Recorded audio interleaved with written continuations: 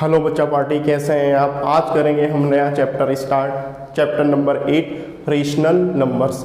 सबसे पहले जानते हैं कि रेशनल नंबर होता क्या है। रेशनल नंबर वो नंबर होता है जो हमेशा न्यूमरेटर और डिनोमिनेटर के फॉर्म में होगा, और वी कैन से जो हमेशा एक न्यूमरेटर होगा उसका और एक डिनोमिनेटर होगा। अगर किसी भी वैल्यू में एक न्यूमरेटर है और एक डिनोमिनेटर है तो we can say it is a rational number. ठीक है, फर्स्ट कंडीशन ये है, और सेकंड कंडीशन ये होगी कि जो डिनोमिनेटर है वो कभी भी जीरो नहीं होगा। तो ये दो कंडीशन ध्यान रखना।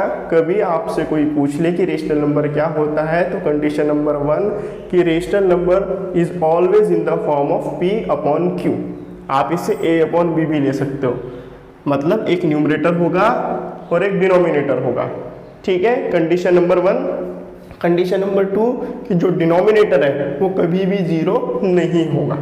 ठीक है, चलिए अब एक्सरसाइज करते हैं इसकी स्टार्ट। एक्सरसाइज 8.1 है, कहा जा रहा है list 5 rational numbers between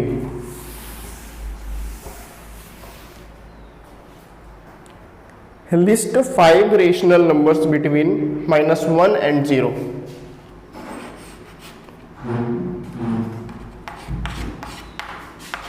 -1 and 0।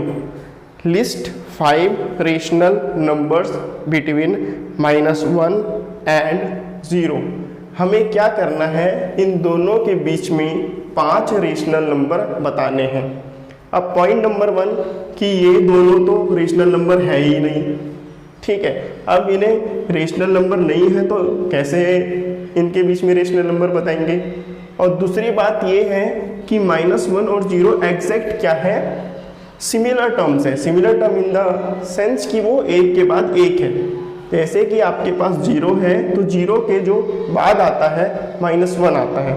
Number line में होता है ना 0, -1, -2, तो इन दोनों के बीच में तो जगह है ही नहीं, तो रेशनल नंबर कैसे बनेगा। तो पहले हम क्या करेंगे, we will convert it into rational number. कैसे, आप -1 लिखोगे और उसके नीचे 1 लिख दोगे डिनोमिनेटर में। ठीक है, now it become a rational number. ठीक है, वैसे ही आप 0 में भी करोगे, 0 लिखा और उसके नीचे 1 लिख दोगे। This is the first step. पहला स्टेप ये रहेगा कि आप न्यूमरेटर में जो -1 है उसके नीचे डिनोमिनेटर में 1 लिखोगे और दूसरे वाली वैल्यू के नीचे भी 1 लिखोगे। इस चीज़ का ध्यान रखना, कभी भी आपके पास वो नंबर आ जाए और कहा जाए कि रेशनल नंबर बताओ, तो आप हमेशा उसे डिनोमिनेटर में बनाओगे बाय 1 लिख के डिनोमिनेटर में। इससे इसकी वैल्यू भी चेंज नहीं होगी और हमारा काम आसान हो जाएगा। अब देखो कि जो -1 है ये और 0 एकदम क्या है, आसपास की टर्म है। हमें इसे बड़ा करना होगा। बड़ा करने के लिए आप क्या करोगे, मल्टीप्लाई करोगे। यहाँ न्यूमरेटर डिनोमिनेटर में, यहाँ न्यूमरेटर डिनोमिनेटर में सेम वैल्यू से। ठीक है, आप 5 से भी कर सकते हो, 10 से भी कर सकते हो, बट आप बड़ी वैल्यू लेना ताकि आपको प्रॉब्लम ना आए। तो जैसे कि मैंने यहाँ पे मल्टीप्लाई करा किससे, 10 से, यहाँ पर भी 10 से। आप 100 से भी कर सकते हो, 100 से करोगे तो ज़्यादा ईजी आपके पास हो जाएगा। तो multiply by 10, multiply by 10।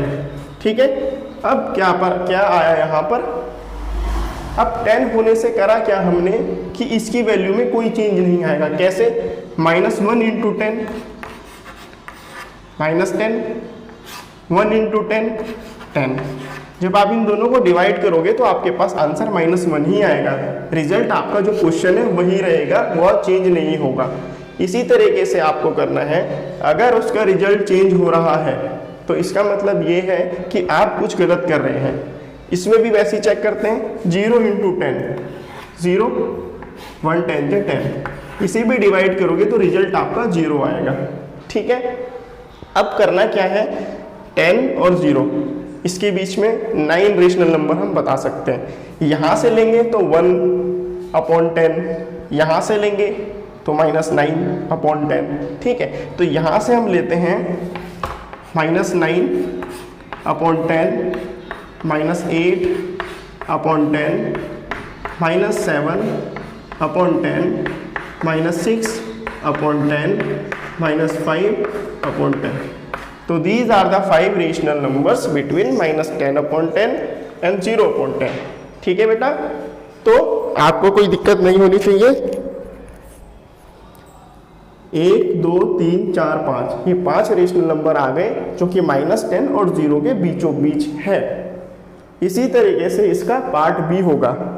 Part सी थोड़ा सा अलग है, तो मैं इसका पार्ट सी आपको बता रहा हूँ. ठीक है, बी ऐसे ही करना, लेकिन बी में जो आप मल्टीप्लाई करोगे उसे 100 लेना. ये बड़ी वैल्यू होगी मल्टीप्लाई के लिए, तो आपको क्वेश्चन में दिक्कत नहीं होगी.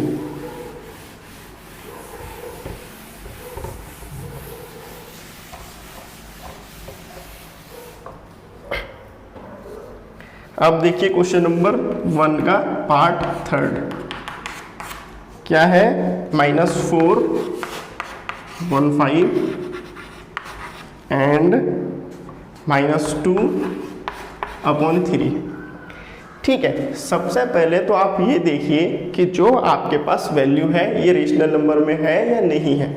आप देख सकते हैं कि ये दोनों ही रेशनल नंबर में है, तो इसे रेशनल नंबर में बनाने की तो ज़रूरत पड़ेगी नहीं. तो मैं सबसे पहले -4/5 लिख लूँगा और यहाँ पे लिख लूँगा -2/3. इतनी दूर में इसीलिए लिख रहा हूँ क्योंकि इसके बीच में 5 रेशनल नंबर हमें लिखने हैं. अब सेकेंड स्टेप आप ये देखेंगे इसका डिनोमिनेटर. इन दोनों में डिनोमिनेटर क्या है, अलग है. तो सबसे पहले हमें डिनोमिनेटर सेम करना होगा, तभी हम रेशनल नंबर बना पाएंगे. ध्यान रखना, कभी भी अलग अलग डिनोमिनेटर वाली वैल्यू हो तो सबसे पहले उसका डिनोमिनेटर सेम करना. जब डिनोमिनेटर सेम हो जाएगा तो आप आसानी से बता सकते हैं कि रेशनल नंबर क्या होंगे. अब यहाँ पे और यहाँ पे डिनोमिनेटर को सेम करने के लिए करोगे क्या, ये जो 3 है, ठीक है, सेकेंड वाले रेशनल नंबर का डिनोमिनेटर उसको मल्टीप्लाई करोगे फर्स्ट वाले पूरे रेशनल नंबर से. ठीक, और ये जो डिनोमिनेटर है फर्स्ट वाला, इसकी मल्टीप्लाई करोगे सेकेंड वाले के पूरे रेशनल नंबर से. ठीक है, इस चीज़ का ध्यान रखना. फर्स्ट रेशनल नंबर के डिनोमिनेटर की मल्टीप्लाई होगी पूरे रेशनल नंबर से, ऊपर भी नीचे भी, और सेकेंड डिनोमिनेटर से जो सेकेंड रेशनल नंबर का डिनोमिनेटर है उसकी मल्टीप्लाई फर्स्ट रेशनल नंबर से होगी. ठीक है, अब आएगा 4 3 जा -12, 5 3 जा 15. यहाँ पर आया -10/15. ठीक है, अब इतना काम तो हो गया. 15 और 15. अब हम रेशनल नंबर बता सकते हैं न्यूमरेटर में चेक करके कि कितने इसके अंदर होने चाहिए. -12 -10. आप देख सकते हैं कि इसके बीच में सिर्फ एक ही रेशनल नंबर है, -11/15. क्योंकि 10 के बाद 11 आएगा, 12 से पहले 11 आता है, तो हमें इसे बड़ा बनाना है. तो बड़े बनाने के लिए मैं 10 से नहीं 100 से मल्टीप्लाई करूँगा.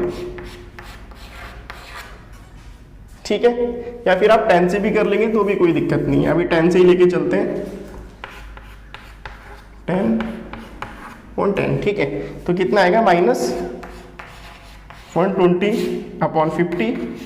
ये ध्यान रखना, अगर कभी 10 से मल्टीप्लाई करने के बाद फिर भी बीच में रेशनल नंबर कम आए तो आप 100 से मल्टीप्लाई करना. ठीक है, -100/150. ठीक है, अब दोनों के बीच में 150 है और -100 और -120 के बीच में हम आसानी से रेशनल नंबर बता सकते हैं. इन दोनों के बीच में 19 रेशनल नंबर है, उसमें से कोई से भी 5 आप उठा लो. -119/50 -118/15 -117/150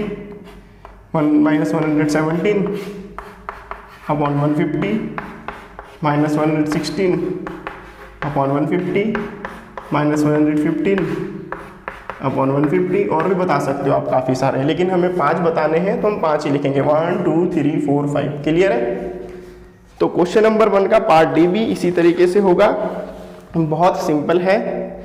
सेकेंड वाला पार्ट फर्स्ट की तरह होगा, 4 वाला पार्ट थर्ड की तरह होगा. अब करेंगे क्वेश्चन नंबर 2.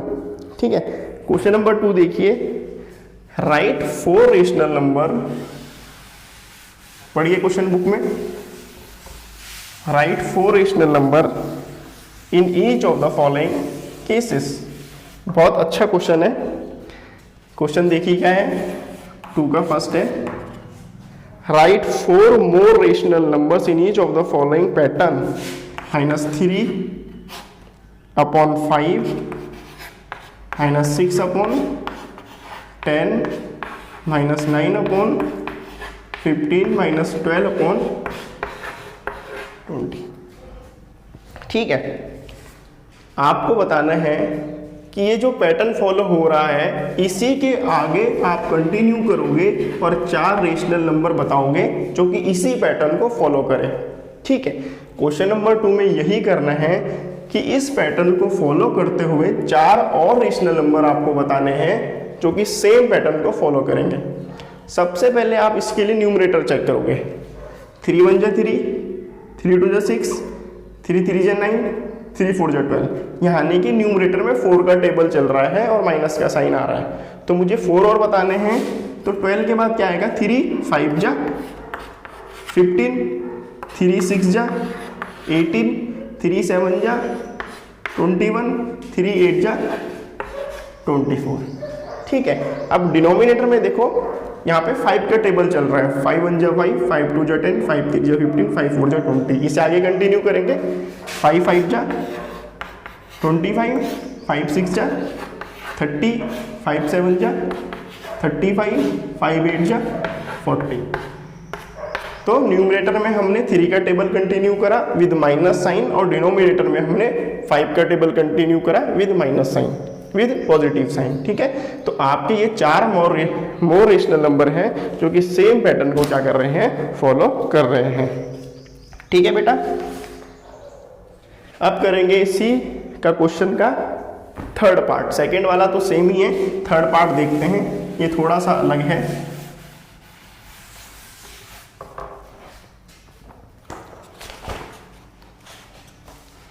क्वेश्चन नंबर जो थर्ड है ये भी बिल्कुल सिमिलर है।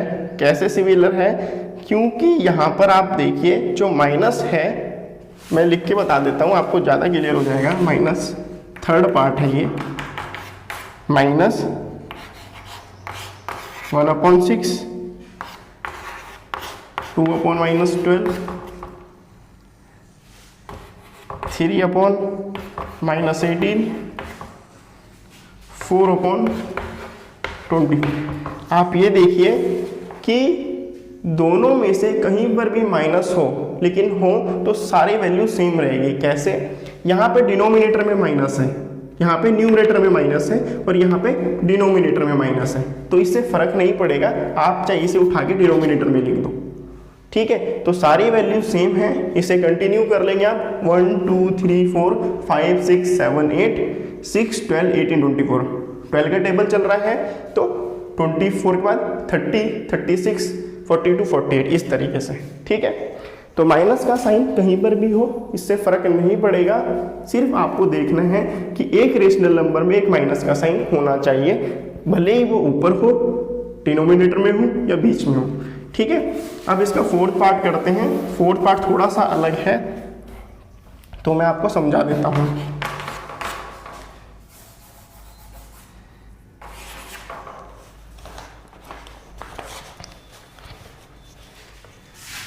-2/3 माइनस +2/3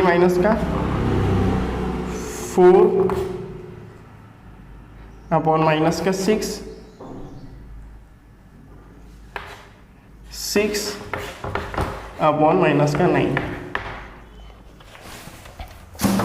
ठीक है, सबसे पहले तो आप ये देखिए कि ये जो माइनस का साइन ऊपर है इसे आप नीचे ही लिख लो।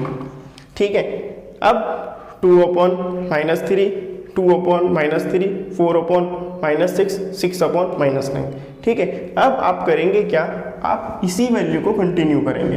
ठीक है, इसको छोड़ दो, आप इसको देखो, 2 1 जा 2, 2 2 जा 4, 2 3 जा 6, 2 4 जा 8, 2 5 जा 10, 2 6 जा 12, 2 7 जा 14, 3 1 जा 3, 3 2 जा 6, 3 3 जा 9, 3 4 जा 12, 3 5 जा 15, 3 6 जा 18, 3 7 जा 21। ठीक है, और माइनस का साइन सब में है तो माइनस का साइन लगा देंगे। ठीक है, इस वैल्यू को आप रिमेन कर देना, बाकी इस वैल्यू से आप आगे कंटिन्यू करना, तो आपका आंसर इस तरीके से आ जाएगा। ठीक है, अब करेंगे इसका क्वेश्चन नंबर 3 भी सिमिलर है क्वेश्चन नंबर 2 की तरह, बस उसमें क्वेश्चन अलग तरीके से पूछा गया है। क्वेश्चन नंबर 2 में कहा गया है कि 4 मोर रेशनल नंबर बताओ। 3 में कहा जा रहा है कि क्वेश्चन नंबर 3 में कहा जा रहा है give 4 rational numbers equivalent to, हमें 4 रेशनल नंबर्स ऐसे बताने हैं जो -2/7 के इक्विवेलेंट हो। अब कैसे बताएंगे 4 मोर रेशनल नंबर इक्विवेलेंट टू -2/7। तो पहले ये ध्यान रखना कि सब में माइनस का साइन होना चाहिए, जो आगे आप 4 बताओगे। अब इसे आप 2 के टेबल से लो और इसे आप 7 के टेबल से लो। ठीक है, तो ये 2 का टेबल है, 2 1 जा 2, 2 2 जा 4, 2 3 जा 6, 2 4 जा 8, 2 5 जा 10 माइनस का। अब डिनोमिनेटर में 7 चल रहा है, 7 1 जा 7, 7 2 जा 14, 7 3 जा 21, 7 4 जा 28, 7 5 जा 35। अब इक्विवेलेंट यानी कि -2/7 ही इसका आंसर आना चाहिए। तो मान लो इसमें से कोई भी आप एक वैल्यू ले लो अपनी मर्जी की, मैंने ली 8/28। ठीक है, मैं इसे कट करता हूँ -8/28 को। ठीक है, किससे कट करूँ मैं? 4 के टेबल से मैं इसे कट कर रहा हूँ, क्योंकि ऊपर और नीचे सेम टेबल से कट होना चाहिए। तो 4 2 जा 8, 4 7 जा 28, -2/7 आ रहा है और ये भी -2/7 है, तो हमारी वैल्यूज़ क्या है? इक्विवेलेंट है। इस तरीके से आप चेक भी कर सकते हो। तो इतना क्लियर रहेगा। तो इसका सेकेंड और थर्ड पार्ट भी ऐसे ही होगा, कोई दिक्कत नहीं आएगी आपको, और आप इक्विवेलेंट इस तरीके से भी क्या कर सकते हो? चेक कर सकते हो। तो आज के लिए क्वेश्चन नंबर 1 2 3 हो गया है। ठीक है, बाकी करेंगे कल। वीडियो अच्छी लगी है तो प्रैक्टिस करिए, लाइक करिए, सब्सक्राइब करिए। ठीक है, और शेयर भी जरूर करो बेटा धड़ाधड़ से अपने और दोस्तों पे, ताकि सभी अच्छी तरह से इसका फ़ायदा उठा सके।